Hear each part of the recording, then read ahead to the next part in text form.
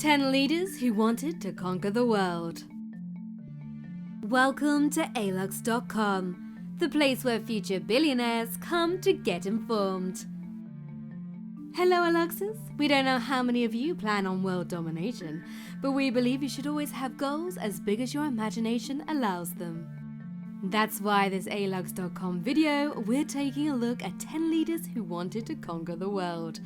Despite obviously failing in their endeavors, we have to respect the vision and the fact that they had a grand master plan for the entire world. So let's see what they're all about. Number 10. Genghis Khan, 1162 to 1227.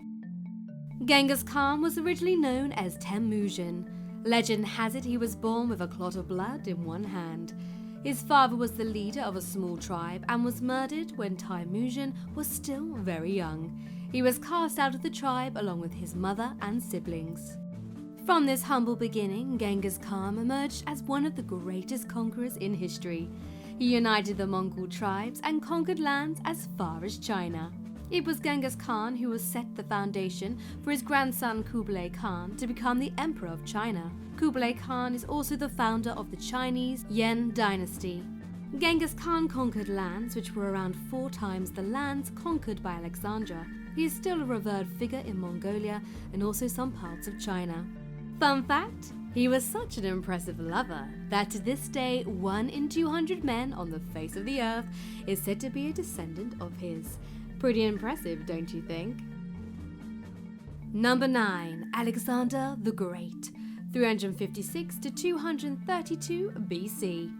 Alexander's tomb in Alexandria has been visited by almost every great leader from Caesar to Augustus, owing to his immense popularity with all those people who themselves aspired to rule the world. Alexander was a prince of Macedonia. When he was young, he was taught by Aristotle. When he was still very young, only 22, he conquered Greece and was eyeing Asia Minor. He was the one who cut the Jordan knot in half, thus fulfilling an ancient Greek legend. Alexander annihilated the armies of Darius II and took control of Eastern Mediterranean. He marched towards Egypt and then India. He was only 33 when he fell ill. By that time, he had succeeded in establishing an empire stretching from Greece to the northern parts of India. Number 8. Tamerlane, 1336 to 1405 BC. Tamerlane, or Timur the Lame, was born in Uzbekistan. He was illiterate, but he was also brilliant. His rise in the Mongol army was quick and swift. He threw the Khan and took his place, thus began a series of wars and slaughter. Genghis Khan was Tamerlane's role model. He also claimed that he was a descendant of Genghis Khan's second son. Establishing Samarkand as his base operations, Tamerlane began a series of conquests which included Persia, Georgia, Armenia, and several parts of Russia. Number 7. Attila the Hun, 406 to 453. Attila was born in modern-day Hungary. His first target after inheriting the throne was to begin the slaughter of Goth tribes. Then he attacked the weak Roman Empire. He also offered to marry the sister of the emperor, but asked for half his lands as a dowry. His offer was refused, and he invaded Europe with a vengeance. He occupied the lands and destroyed them with the help of barbarians. At one point, he was the ruler of territories from Germany to Caspian. The rule remained intact for around 2 decades. On the night of his wedding, Attila drank very heavily. It is not clear whether it was a rupture or a nosebleed, but it made him choke on his blood and die. Number 6. Charlemagne, Charles the Great, 742 to 814. The King of Franks established an empire which flanked the modern-day Germany, France, and some parts of Italy. He was a monstrous 6 feet 4 inches. It is odd that his father was Pepin the Short, and his height was only 5 feet.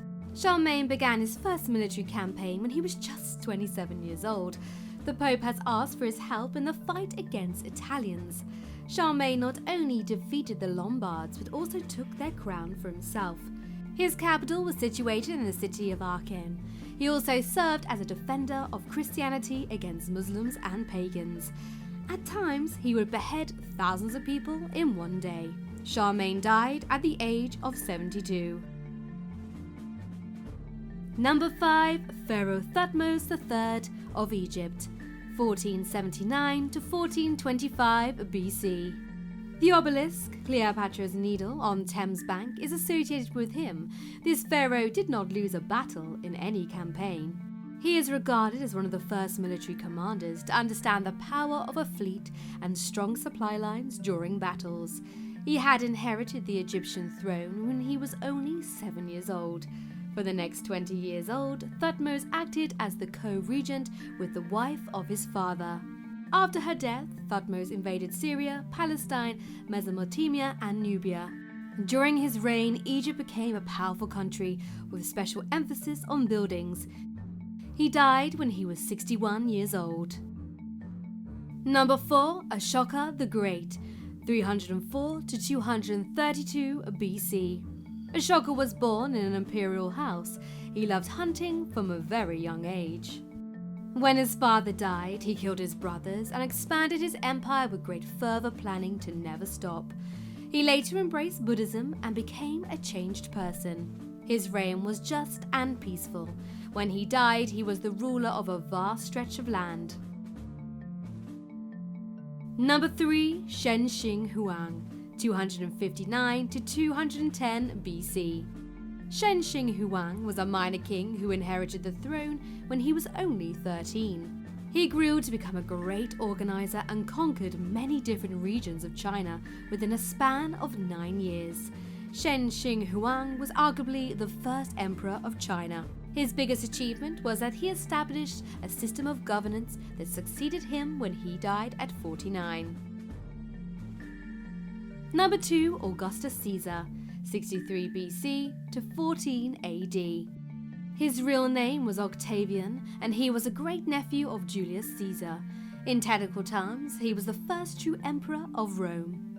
He consolidated his power by killing thousands of people. Under his reign, the Roman Empire saw great expansion. In Rome, he was worshipped as a god. Augustus was incredibly rich, some might even say one of the richest to ever live. His empire and fortune put together would value at a close to $5 trillion in today's money. Despite being married 3 times, he only has 1 child. Well, at least he now has a month of the year named after him. Number 1. Adolf Hitler, 1889 to 1945. Adolf Hitler was a German leader who started the Second World War. He is also recognized as the person responsible for the Holocaust. Born in Austria, Hitler moved to Germany in 1923 and became a chancellor in 1933. He started annexing territories that housed Germans and became extremely popular at home. In 1939, Hitler invaded Poland, which started the war. At one time, he was the master of entire Europe and had significant presence in Asia and Africa. He committed suicide with his wife Eva Braun in 1945. We've covered Hitler in an older video called 10 Most Evil Villains That Lived Like Kings, which you can check out in the top right corner. As you'll find out, he had a passion for art and living the good life. What do you think about their vision of taking over the world and the idea of having a master plan for all of this? Because you watched till the end, we'd like to share another name with you that almost changed the course of recent history. His name was Werner Heisenberg, and he's the man who could have won the Second World War for the Nazis. Heisenberg was the man who worked on the atomic bomb for the Nazis during World War II. A world-renowned physicist, it is widely speculated he had the intelligence and means to build a nuclear device if he had only had a bigger research team, like the American Manhattan Project. However, a lot of the top German physicists of his time were of Jewish descent, so yeah, you can see why that would not fly. Thank you for spending some time with us, Alux.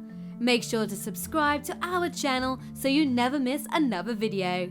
We also handpick these videos we think you might enjoy, or head over to our website to connect with luxury enthusiasts as yourself. See you inside.